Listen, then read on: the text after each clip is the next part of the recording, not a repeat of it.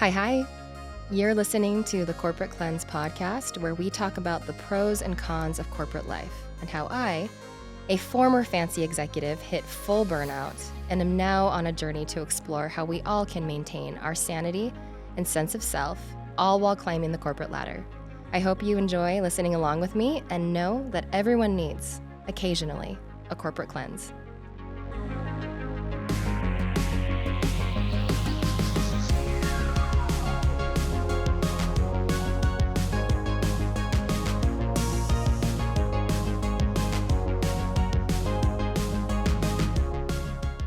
I recently did an Instagram poll for topics, and y'all had some spicy topics, which honestly I've been avoiding a bit. Like, the feminine urge to only cover pleasant, non-controversial topics, right? And yes, there were some softballs, but most of the suggestions I got were really tough and painful subjects, the things that no one talks about, the things that no one wants to talk about because they're spicy, they're controversial. Which makes me realize more and more that we are all on the absolute brink. Like, things aren't just, it's been a tough 2 weeks. Like, things are dire. Corporate peeps are not doing well. It's a really hard environment right now. And so I want to tackle one that feels most relevant right now. So let's catch up a little bit on how CEOs have been faring in the news. Short answer, not well. Not well at all. There was the Miller Knoll CEO that showed just sort of the worst case of advantage blindness, of being so rich and so privileged that it doesn't even cross her mind that others don't have the luxury of not caring about their personal take-home pay. Like, even though she doesn't either, because she collected $4 million in bonuses in 2022, she doesn't think that it's being in pity city to only think about your take-home pay. Even though she cares about her take-home pay. That's why she was pressuring the company to think about their revenue goal. Then one that comes from Utah, which is so cringy. James Clark, the CEO of Clearlink, which is shocking, but also not surprising. Like, when I was told this story, I was like, I am shocked, but I'm not necessarily surprised. Everything sort of from the angle of his camera on the pulpit to his sort of like crazed but gentle voice gave me serious PTSD from church talks. Like, I was like, this is a church leader talking to me and guilting me about something. But he covers just an impressive amount of just terrible accusations of his employees. One saying that being a full-time caregiver and a full-time worker is neither fair to the company or fair to the children, which is maddening for me, especially. I was a single mom for a while there. Like, what was I supposed to do? Not work? Not take care of my child? Like, that has so many implications. And he uses this weird equivocating language where he praises an employee for selling a family dog, but also says it breaks his heart. This type of equivocating language is littered in his speech, which also ignited a lot of apologists saying things like, well, he said he broke his heart. He said it broke his heart. Like, he actually doesn't condone that behavior. He brought it up as an example. Like, it was a bullet point that he wrote on his outline. So he wanted to say it. So for all the people that are like, it didn't seem like he really supported it, he brought it up. That equivocating language drives me bananas. Vice wrote, additionally, he said it could be argued that having a full-time job and serving as a primary caregiver is neither fair to the employee nor fair to the children. Now, I don't necessarily believe that, he clarified, but I do believe that the only the rarest of full-time caregivers can also be productive and full-time employees at the same time. He proceeded to say he believed the data would support this, quote, in time, though he noted that data can be warped and manipulated to prove any one particular point. Like, what? that equivocating language of like brings up a point, but then like doesn't necessarily directly support it, then brings up another point, and then he's like, but data can be what? This language should be illegal. Honestly, it should be illegal. It says, it's like saying something really shitty and then saying, I don't necessarily believe it, but I do, and I'm going to bring it up.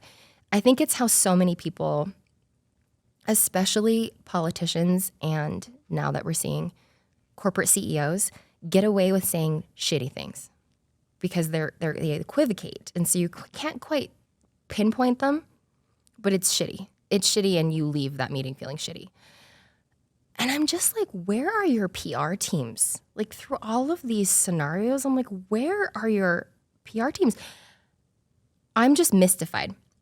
Whenever I think about mystified, whenever I say mystified, I think of that How to Lose a Guy in 10 Days, where there's that best friend that's like too clingy and she's constantly being broken up with. And she's like, I'm mystified. I'm mystified.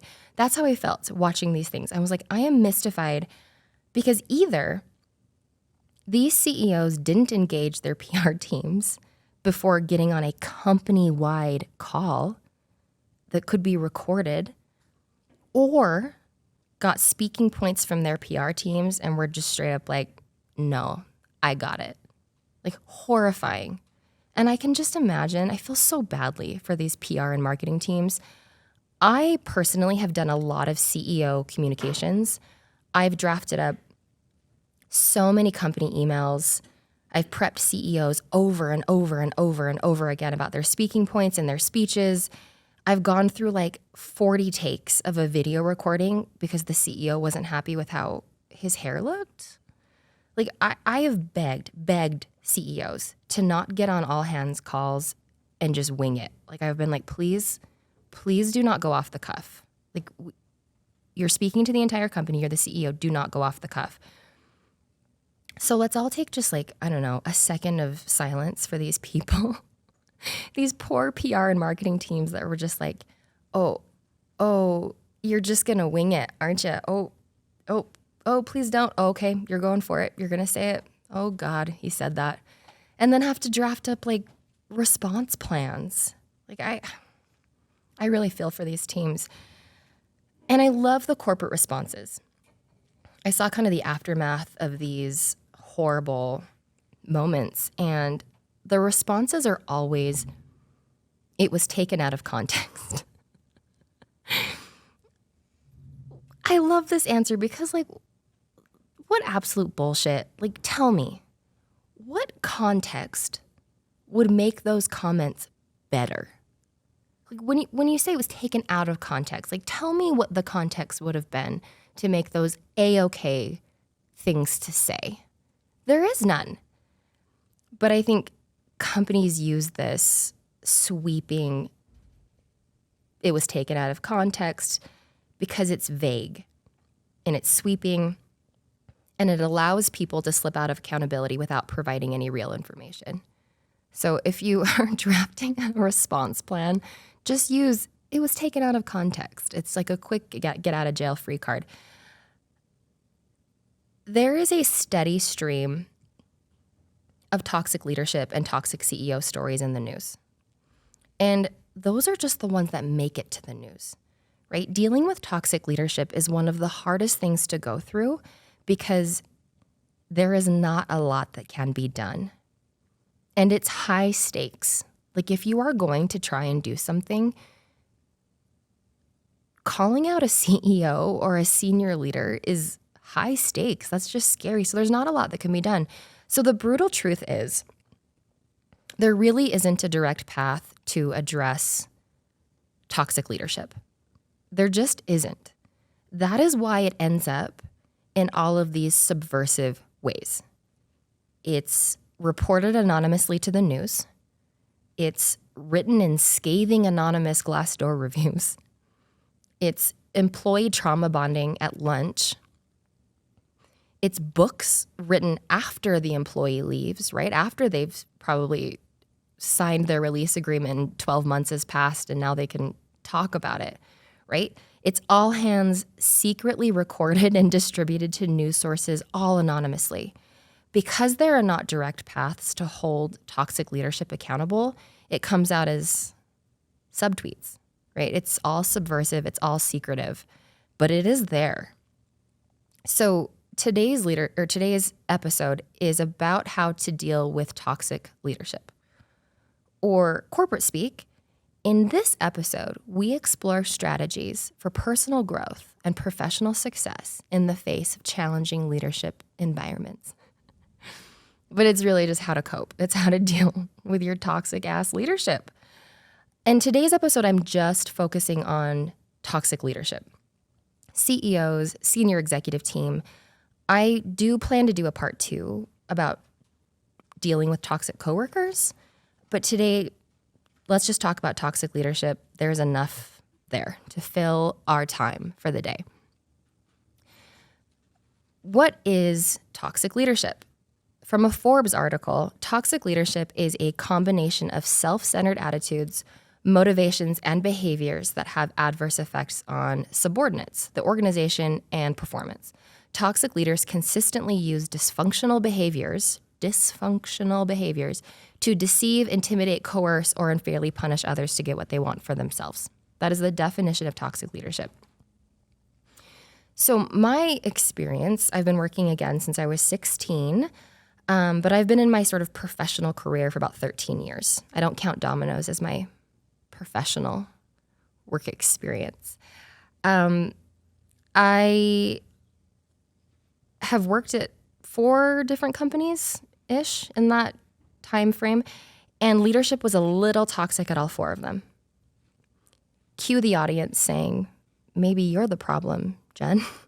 Which, okay, fair. See episode number 3. Okay, I've already talked about my accountability journey, and today is just blame.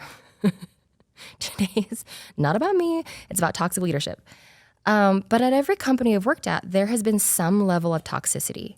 Because remember, corporate life is just endless group projects with other damaged, broken humans. So toxicity is bound to be, it's bound to just be anywhere you are, especially when those damaged, broken humans are given a lot of power and money. Company hierarchies give certain people power over other people, and oftentimes enough money to make them just completely out of touch with the typical employee. So chances are wealthy, powerful CEOs are a little toxic. The chances are good, the majority. My experience has mostly been in growth stage venture-backed tech companies, like startup through Series C, Series D. 3 of the 4 companies that I have worked for have been run by founder CEOs. So these are companies that are started by a founder, and then as the company grows, that founder maintains the seat of CEO. So you can imagine there was some toxicity at the leadership level because this person started the company and then now is trying to operationalize and run it when they're not necessarily a trained CEO. They're just a founder. And at every company I've worked at, there was some kind of toxicity at the leadership level, whether that be nepotism, abusive power, extreme out of touchness, fear-based leadership tactics, micromanaging, bullying, gaslighting.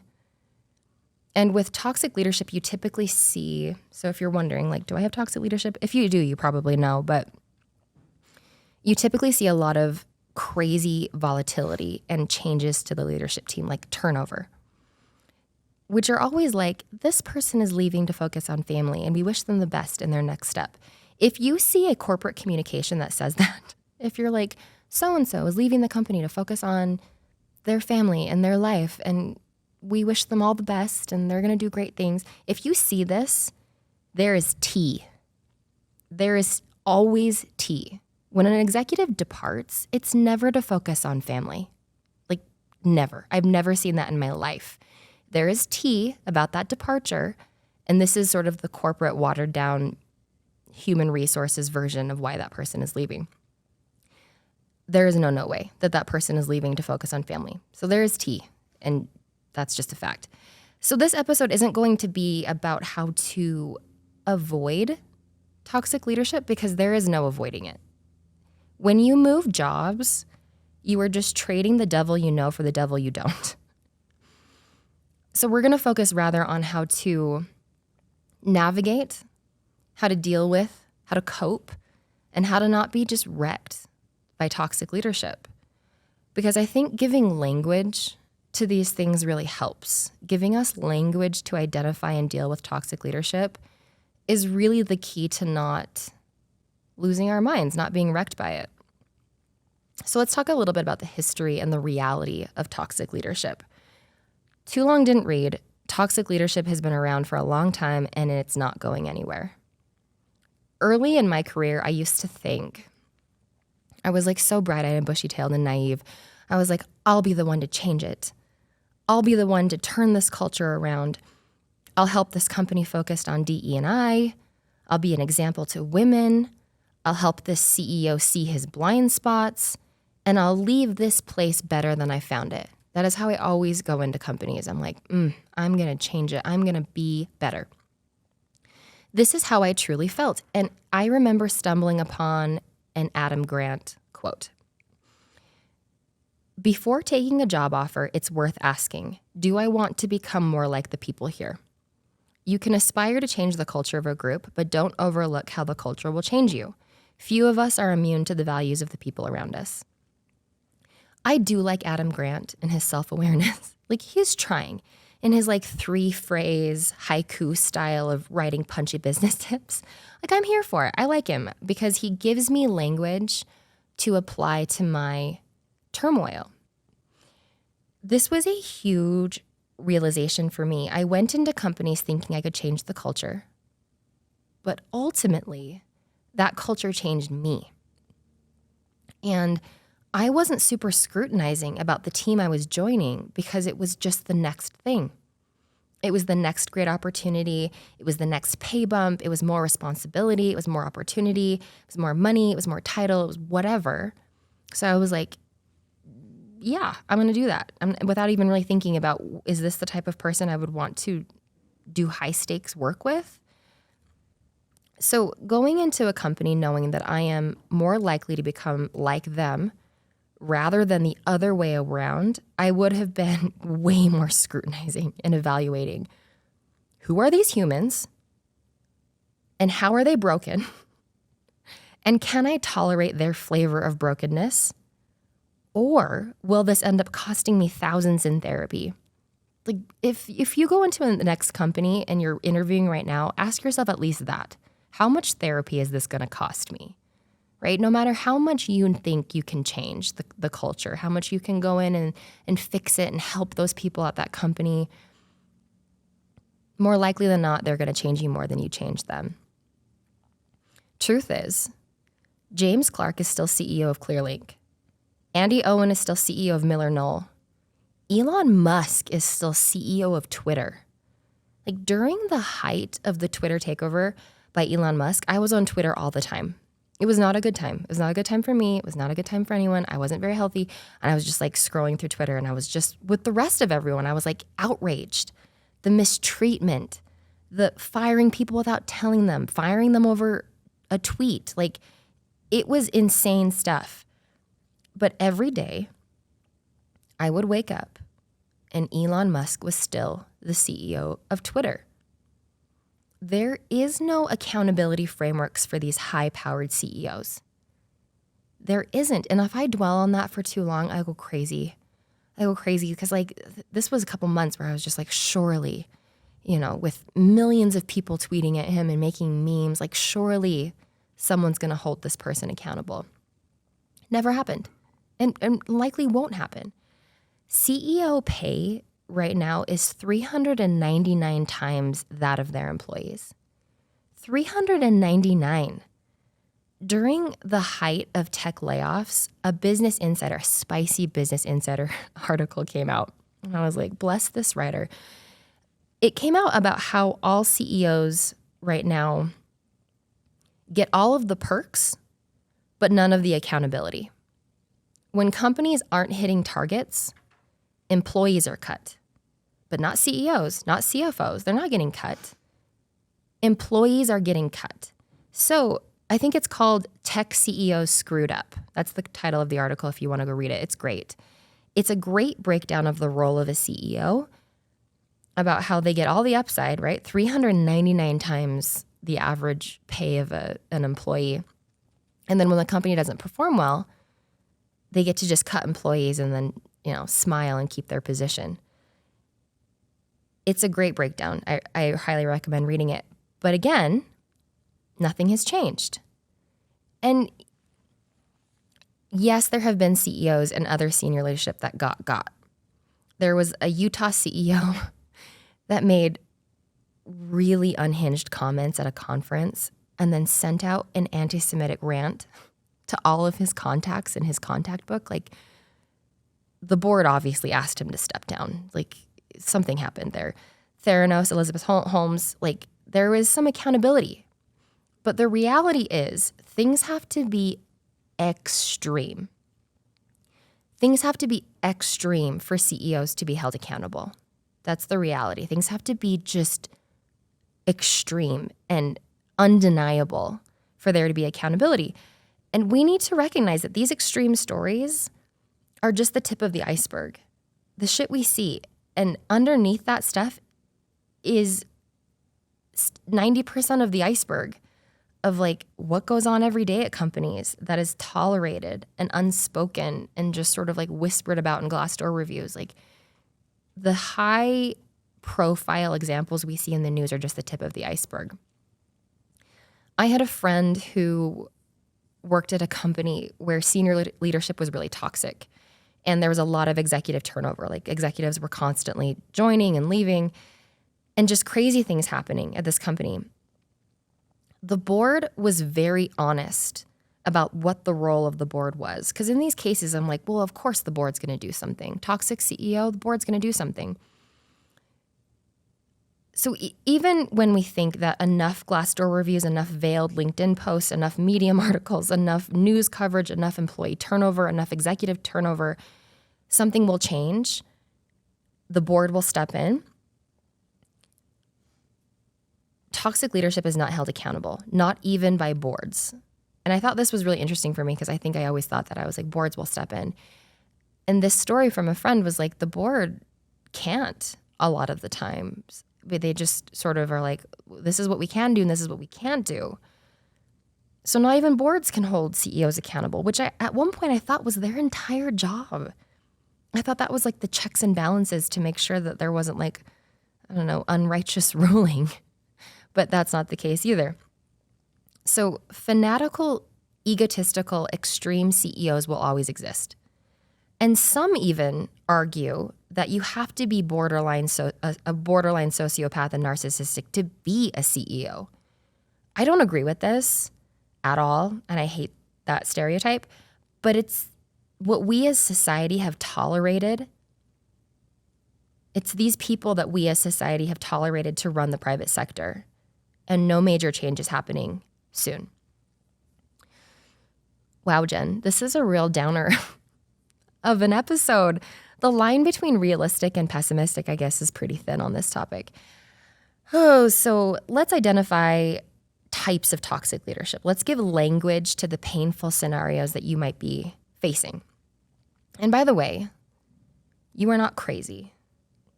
If you are needing to hear this topic right now, toxic leadership isn't benign. And you aren't just overreacting. You're not just being too sensitive. You're not just emotional. Toxic leadership creates environments of fear and low morale. And that is traumatic. That's trauma. If you spend 40 plus hours in this environment, that is traumatic. You're putting your body through trauma. Brené Brown says that the 5 things that make up a toxic culture are disrespect, non-inclusivity, unethical behavior, cutthroat behavior, and abuse. She emphasizes, this is what I thought was really interesting, she emphasizes that these are non-compartmentalizable. That might not be a word. I don't know what the right word is. But meaning you can't keep those at work. Those 5 toxic traits of a toxic company, you can't just separate those. They creep into every aspect of your life. Your self-worth, your security, your safety. So you aren't being just too sensitive.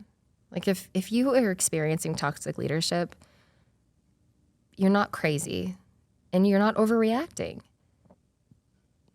Toxic leadership led to the worst year of my life, the worst burnout, the worst depression, the worst feelings about myself, the worst way I showed up for the people in my life. It's not to be underestimated. So we can talk about sort of the archetypes of toxic leaders, the traits of toxic leaders, signs of toxic leadership, but I'm going to boil them down to what I've typically seen in my experience. There are tons of ways we can categorize these, but these are just sort of how I categorize them from my experience. Number one type of toxic leader, I call the fragile leader. This is that typical egomaniac, the narcissistic leader. These are the leaders who I call them like know for sure leaders. Like, quote, they know for sure. They cannot show any weakness. And so they're big and they're loud and they're authoritarian, so no one looks too closely. These are the because I said so leaders. These are the leaders that often wield the, well, I'm chief marketing officer, so I make the call. This can look like asserting power over people. Once I put together a user conference, I put together the speaker lineup, and the celebrity speakers at the time requested no meet and greets. Like, it was during COVID and they were like, I don't want to meet. And that's typically what happens. Like, if you get a celebrity speaker, you usually get to meet them and the leadership team gets to meet them and you get to schmooze. And that's usually what happens. But during COVID, there was some lines drawn. A leader of the company demanded a photo with the said speaker with their family member, saying, either you make it happen or I will. And I had made a commitment to this speaker to keep them safe and to respect what they wanted to do with their body, which was not to meet people. And this person used their power and authority to coerce me, to force me into compromising that, to compromising the commitment I made and also the compromise that I made, or compromising this person's safety and what this person wanted to do with their body. I was forced to compromise, and that is an abuse of power. That is asserting power over people to get what you want. Leadership using their power to force you to compromise your boundaries, that is abuse. Hands down. Leadership that understands that this job dictates your financial safety, your career progression, your reputation, and then uses that against you is abuse. It's abuse of power, and it's abuse, and it's a toxic trait. This fragile leader also can show a lot of narcissism. This is sort of excessive self-importance and a constant need for admiration. They prioritize their own interests and personal glory over the well-being of their team or the organization. They're often manipulative, they lack empathy, and exploit others to achieve their goals. These leaders, and how to spot them, they don't share spotlight. These are usually leaders who are the only ones to talk during company all hands. So if your company only has one person speaking for the entire leadership team, that's a little narcissistic, right? This is usually to a person that always has to be the one to say it, has to be the person to send the email, has to say the thing, has to make the announcement. They don't share spotlight, they don't share glory. These leaders need to have their voice heard in every avenue. They don't defer to others, they don't ask questions, and they take offense if you are not fanatical about their thoughts. Another thing I've seen, these are typically leaders that create those company values without any input. This is just the way they think, and it's best. I see this too in leaders. I've had one leader use books. They'd weaponize reading books. Like, they'd be like in a conversation, oh, have you read so-and-so book? And if you'd say you hadn't, they would like check in on you later and be like, so did you read that book that I recommended? And you're like, well, no, I didn't.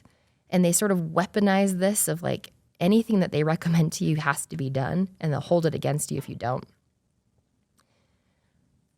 This can also look like micromanaging, excessive control, scrutinizing every aspect of your work. They don't trust you.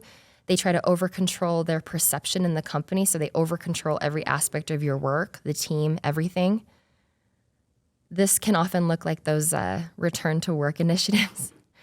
Over-controlling CEOs love return to work because they want to see you. They want you 5 feet from their desk so they can see you in your seat doing work.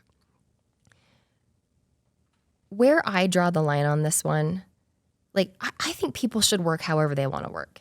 Where I draw the line is when CEOs' own personal issues drives people to work against what they want their environment to work in. Like, I'm sorry you hate being home because you have 9 kids and it's loud and chaotic. Like, that's not my problem. I want to work from home. My home isn't chaotic. Return to work initiatives, that's where I draw the line. They never feel like it's best for the employees. It's usually just to give the CEO back their sense of power and authority, and happens to reflect a lot of what the CEO feels like his home situation or their home situation or her home situation is a reflection, and then they sort of mandate that across the company. These fragile leaders also don't take a lot of feedback. They don't collaborate. They don't show empathy. They are definitely out of touch, like the Miller Knoll CEO, about like that some of their employees may be really struggling financially. It's out of touch. They have sort of this like need for admiration. I see this in leaders that do like long soliloquies. You know those leaders where you're like in a meeting and they sort of like, you can almost see them stepping up on a soapbox and you're like, oh boy, here we go.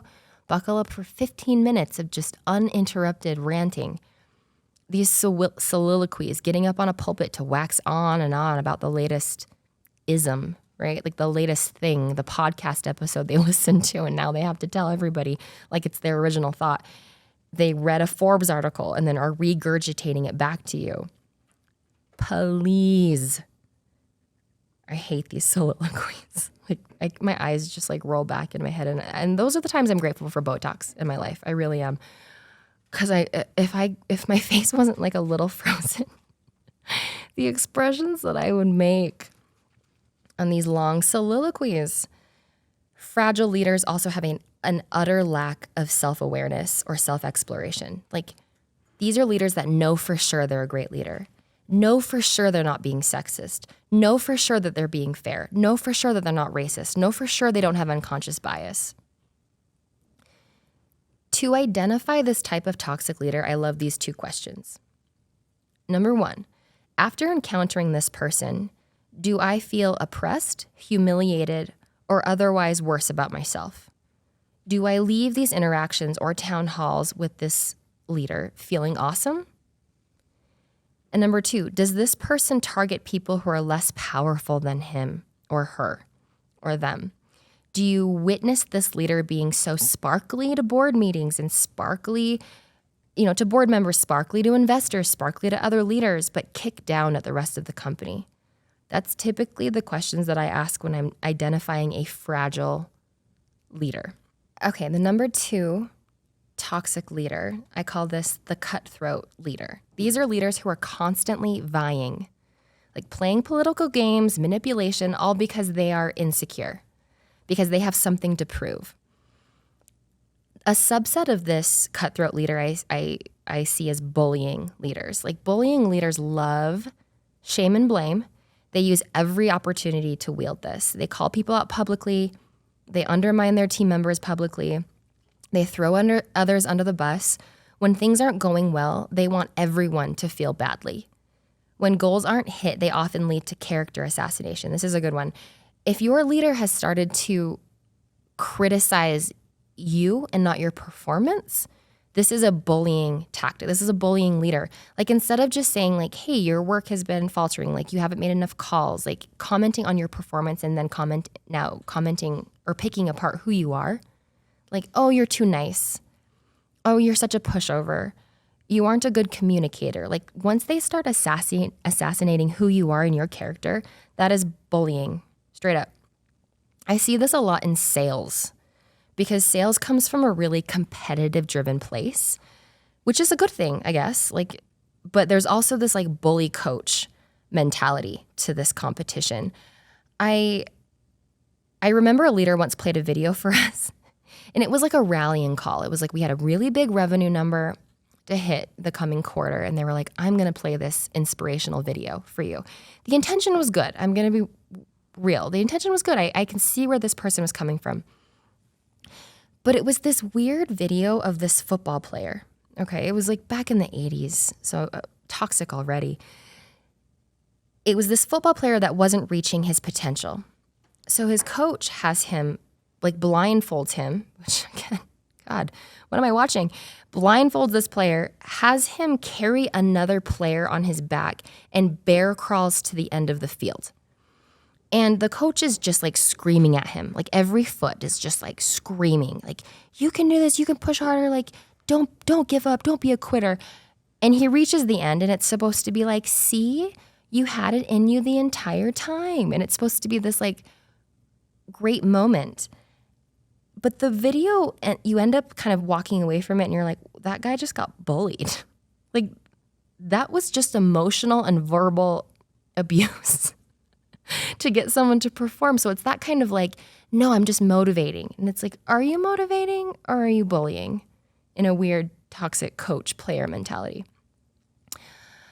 Number 3, the third type of toxic leader. I call this one the corporate sheen leader.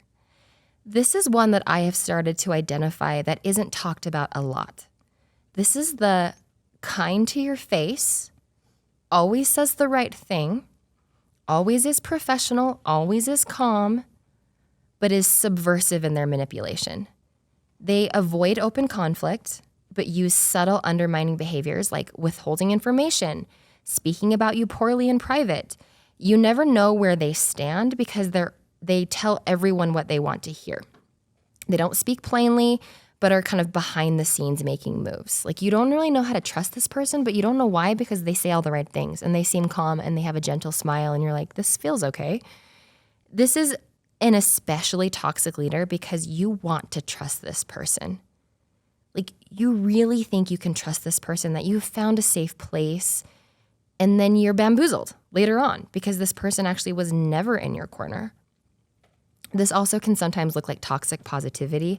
I find this corporate sheen leader always makes you feel like the crazy one, right? When you're like, I am really struggling. Like I am burnt out. My mental health is struggling and I want to quit. And they're like, well, are things really that bad? Right? Like, I think there's a lot of silver lining in what you just said. That's toxic positivity and it's terrible. And the corporate sheen leader is perfect at toxic positivity. Number 4, I call this one the resigned leader. This is a real one. Like this was one of those people that you were like, I could have grabbed a beer with this person. They typically understand all the drama, all the toxicity, all the unfairness. They see it, they know it, they accept it. They know and see this and they validate your concerns. But they do not use their voice to make change. They don't want to rock the boat. I have been this leader many times, and I've seen these leaders many times. These leaders are created because of a toxic environment. They were good leaders at one point, but then they are also afraid. So they don't champion things. They don't champion you. They don't question things. They don't use their position to help you. They don't go out on a limb. A subset of this type of leader, which again is created by this toxic environment, are the inconsistent leaders. These are leaders that lack clear direction. They frequently change their minds. They frequently change expectations and priorities. So if you're feeling like whiplashed by your manager about changing priorities, changing what you're working on, they were created by a toxic environment and they are afraid. They are afraid and they are trying to play favorites. They're trying to avoid conflict because they've probably entered conflict and it hasn't gone well for them. So they're like, I'm just going to avoid it altogether. Inconsistent leaders cause division. They lack trust with their teams. They equivocate. Remember we talked about that just maddening, equivocating language where someone says something and then takes it back and then says it again. They don't commit and they often change priorities for their team last minute. These leaders constantly shift priorities because they just They don't want to put up the fight. They don't want to battle. They don't want to go up against, a toxic CFO or a toxic CRO or a toxic CEO. And they let the company sway their opinions of their team and of the work. So those are the four. Those are the four that I typically see most toxic leaders fall into, one of those. So I want to shift now into how to deal. Because again, you can't avoid it. Toxic leaders are likely anywhere you're going to be. And there's not a lot you can do about it. And you are going to hate me for this next segment, but you only have a couple of options, really. Number one is learn to deal with it without it wrecking you. Number two is to say something. And number three is to leave. So if you have chosen door number one, learning how to deal with toxic leadership without it wrecking you. So my initial urge was to make this as professional as possible. Again, the feminine urge to make this non-controversial. So the first one I was going to talk about was accountability. I was going to be like, is it really toxic leadership? Have you really done enough self-work to identify? No, I'm not going to do that anymore. Chances are you do have some toxic leadership. And I don't want to make this episode so buttoned up and professional that it's out of touch. Let's just assume you have toxic leadership. But it's not you being oversensitive, you have toxic leadership. So let's be real. Let's talk about acceptance. Radical acceptance. Accepting that you cannot change others, nor is it your responsibility. You are right that there is toxicity and you have to accept that you can't change others. That CEO is 45. You're not changing that person. That person's baked. That person is fully baked. That person has 45 years of personality disorders. You're not going to fix that. You're not going to change it. Once you accept it, once you truly accept, your mind stops dwelling on identifying it so much. I did this. Once I was aware of a toxic leader, I would sit there in a meeting and I'd be like, that's toxic, that's toxic, that's toxic, that's narcissism, that's toxic. And I would get myself all riled up. And I would spend all my energy identifying it. That's this personality disorder, that's this toxic behavior. But really, good job, Jen. You identified toxicity, gold star. But now what? Accepting means you notice it, but you stop fixating on it. Once you accept that you can't change anything, it's crazy how your mind starts to give up on this fixation. You're like, I got it. I found the scavenger hunt of this person's personality disorders. I don't need to find anymore because it's where we're at. And you start to give up on noticing and cluing into all these things and just getting all riled up about it. It has also helped me to separate the toxic person from the toxic actions. Labeling someone as narcissistic, sociopathic doesn't really help. And it just makes you feel more powerless. But identifying the toxic behaviors that are affecting you, right? Is there bullying? Is there nepotism? Is there favoritism? How are these behaviors affecting you? And sometimes, if you've, again, chosen this door number one, sometimes the answer is emotional dissociation, which I hate to say, but this was really powerful for me.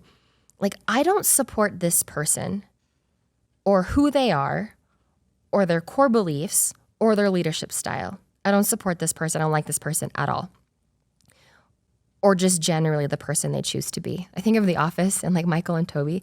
I hate so much about the things you choose to be. That's how I think all the time when I encounter a toxic leader. I'm I just hate everything. But I support their role. I have emotionally dissociated myself from this person, and I support their role. A coworker gave me this tip, and I love it. It is gold. They said they think about it like serving the king. I serve at the pleasure of the king. That's how a lot of support staff works. I serve at the pleasure of the majesty, or his majesty, or her majesty. I don't like this king, but I serve at the pleasure of the king role. The role, the sort of hierarchical role. Because honestly, if your toxic CEO gets the boot, you're still going to have to serve someone as the CEO or as the senior leader, as the CMO, whatever. So accepting that role is just supporting that role helps. That helped me. It was like, okay, I don't have to like this person. I don't have to agree with their core beliefs to still support this person acting in this role of CEO or acting in this role of CFO or acting in this role of senior leader.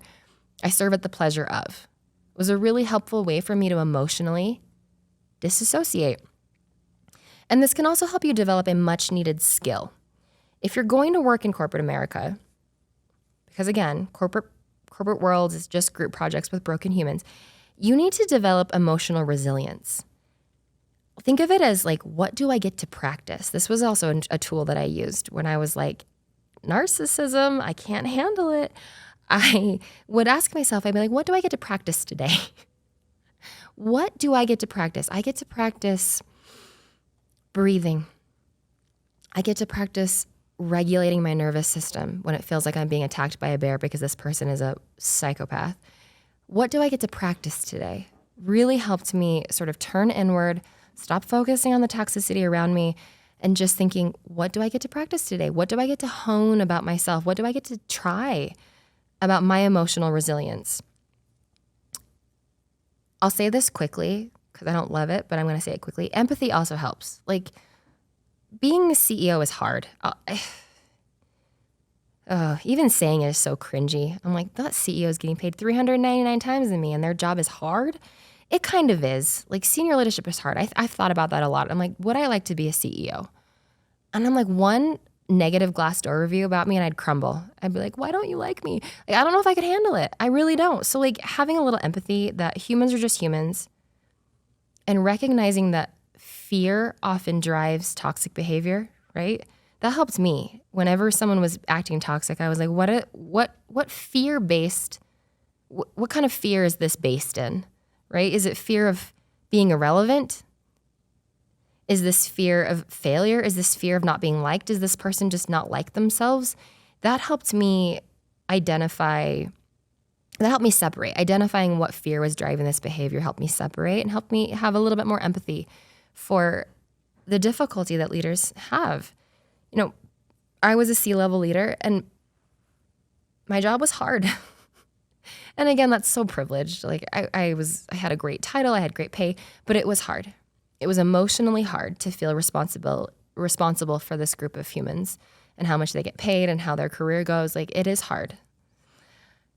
And then I would say, lastly, seek support in dealing with toxic leadership. Like your therapist, counseling, mentors, sounding boards, professional coaching, or like just your workplace bestie. Like, just find somebody to trauma bond with because that toxic leader likely isn't going anywhere. Like, even though you know that leader is toxic, the board's not going to step in. No one's going to step in. And so all you can do is accept it. If you have chosen number 2 to say something, this really is a downer episode. I'm going to say it's real. It's a realistic episode, okay? Choosing door number 2 to say something is risky. This is assuming that your HR team is there to protect employees and not the company, which is a big assumption. And it's unfortunately not something I've seen. I have worked with many wonderful HR leaders, wonderful humans. But at the end of the day, they are company protection disguised as human resources. So from my experience, this is what I've seen the majority of the time. You say something and you end up being the one to leave the company. Like, that's just it. I wish that I could say something different. I wish that I could say, like, you say something and then there's change and the company becomes better. Typically, you end up leaving either by choice or you experienced, retaliation. A leader hears about it, you get retaliation and you leave. You get let go. You get reorged. I see this a lot where people are like, I said something controversial about a leader and I got, quote, reorged. It's pretty much being shoved into a corner until you leave. You get villainized or like nothing happens, right? Like nothing happens. You just sacrificed a little bit of your reputation and no accountability was had. Or you get labeled or you get blacklisted. So if you choose this route, first document Document every single moment that you see. Document meticulously. Seek counsel from lawyers, people you can trust, people you can actually trust, right? Not that corporate sheen leader that you may not be able to trust. Someone you can actually trust, and be ready for the outcomes, good or bad, and accept that it could be bad, but it also could be good. So just having that sort of Zen moment of whatever happens, I'm okay with it. I'm still going to speak up. Great. But make sure you think through all of the outcomes, mostly the bad. If you have chosen number 3, to just leave, sometimes the right answer is just to leave. It is absolutely okay to prioritize your mental and psychological safety over, quote, getting ahead. Find a better job. Be more thorough in getting to know your team. Me going into a job search, again, is Jen going back into the workplace? It's the $1 million question. I keep saying it's just a problem for future Jen. I'm going to let pressure help me decide when that comes. But I know for sure the next step that I take, the next company I go to, I will be scrutinizing in the type of people that I am working with. I will spend time getting to know these people, getting to know all of their quirks, their priorities, their personality types. So I know for sure what I'm getting into. Pick your direct manager with scrutiny. This is a big tip that I have for anyone that's going through the job search right now. Your direct manager can really shield you from a lot of toxicity, or they can just blast you with it. Your direct manager is like a throttle, and you really want to pick that with scrutiny. You want to pick a good direct manager. And even if the company isn't great or the pay isn't great and you're prioritizing psychological health, your direct manager is a huge contributor to that. And accept the sheen will wear off. Any new company you join is going to be better than the toxic leadership you're experiencing, but there are always just honeymoon phases. Each company will have its own particular set of toxicity, its own, same toxicity, different font. Each company is going to have that. And you accepting that of there is no perfect company, there is no perfect leader, will help you in your next kind of step in choosing where you want to go. Making these choices in your career, right? Door number 1, 2, or 3. Should you leave? Should you stay? How long should you stay? Should you speak up? Should you say something? Should you report it to HR? These are scary and heavy and loaded choices. And I do want to make an episode about this on navigating your career, so I'll probably do that. But it's normal to struggle with these decisions. It is, because they're high stakes decisions. They dictate for a lot of us, or our job dictates for a lot of us, our sense of safety, security, and joy. So you panicking over whether you should stay at that company for another 3 months to get your bonus or divest your stock or leave, they're heavy. It's a heavy choice. But I will say, I have made a lot of choices in my career to stay, to go, to speak up. And they've ended in, varying levels of success with what my expectation was. But none of them have led to irrevocable, lasting damage to me or my career. I think sometimes we think about these choices as I'm either going to Wyoming or New York. And they're huge decisions. And you're will I ever get back from New York, or will Wyoming change me as a human? You think about that. These decisions in your career really are am I taking a step toward the left or a step toward the right? They're smaller steps than we think. And they're not irreversible, and they don't have that much gravity. Corporate life is just a multi-phase survivor challenge. And you adapt. You adapt at every step, whatever step you choose. Toxic leadership is tough and kind of unavoidable. But I do think there is some freedom in that. There is freedom in radical understanding of where you end and others begin. There is freedom in letting go of everything you can't control. So once you've identified toxic leadership, there is merit to all 3 paths forward that we discussed. No one is better than the other, and you can choose. You have full control and power in that decision, and none of them are going to be catastrophic. If you have a really toxic leadership team and you stay for another 3 months so your stock vests, not a life-ending decision. If you decide to leave and not have your stock vest, again, won't be a life-ending decision. So whatever you choose is right. And it's okay for you to choose any of those and to feel good about them. Also, listening to Taylor Swift's Karma helps me. Karma is a cat purring in my lap because it loves me. Okay, I'll see you next week.